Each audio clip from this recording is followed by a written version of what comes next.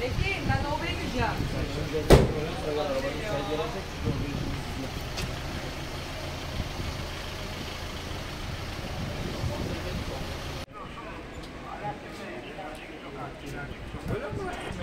Kilitledim ya.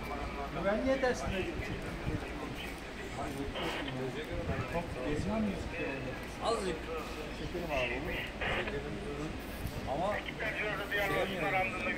Nasıl oldu abi? hayvanın gazabına geldik. Bu sefer dediğim gibi işte biraz nazara geldik arada. Teşekkür ederim.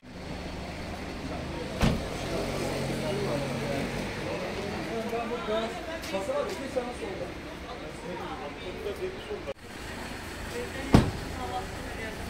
Abi gel.